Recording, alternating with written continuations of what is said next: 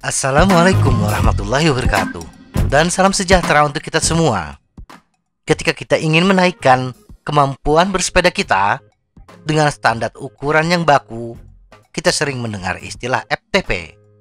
Atau bila kita ingin mengetahui apakah latihan kita termasuk aerobik atau anaerobik, kita juga bertemu dengan FTP. Dan ketika kita ingin mengetahui termasuk kategori yang mana kemampuan bersepeda kita di Strava, kita juga bertemu dengan FTP. Nah, apa itu FTP? Pentingkah?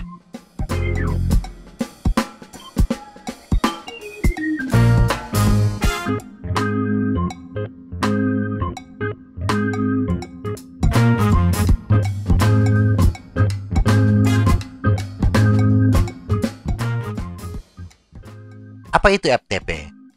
FTP adalah singkatan dari Functional Threshold Power, yang didefinisikan sebagai daya rata-rata tertinggi yang dapat kita pertahankan selama kurang lebih 1 jam, diukur dalam satuan watt.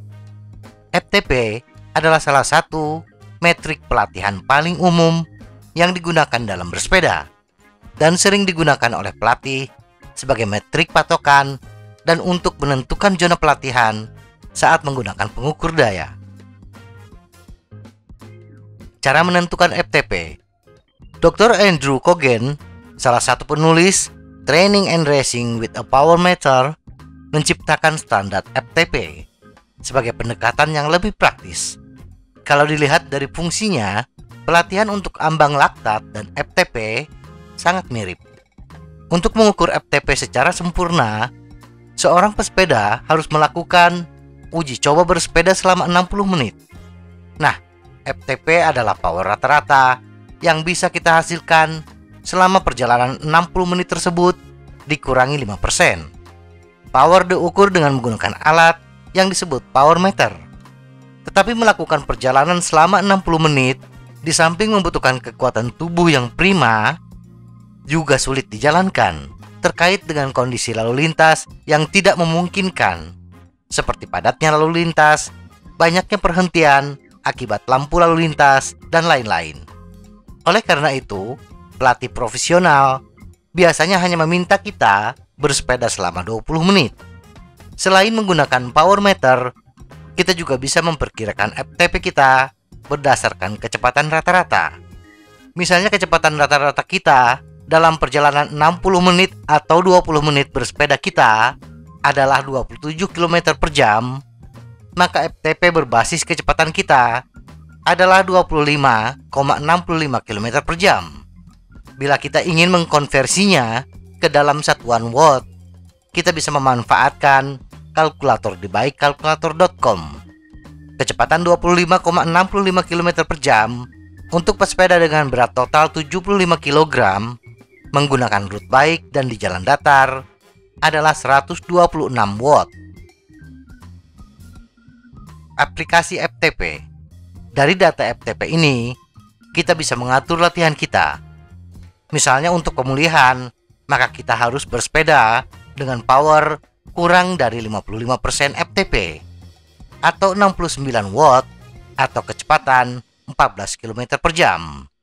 Untuk latihan ketahanan, maka kita bersepeda antara 69 hingga 95 watt atau 14 sampai 19 km per jam. Latihan tempo atau sweet spot dilakukan dengan power 69 hingga 113 watt atau kecepatan 19 sampai 23 km per jam.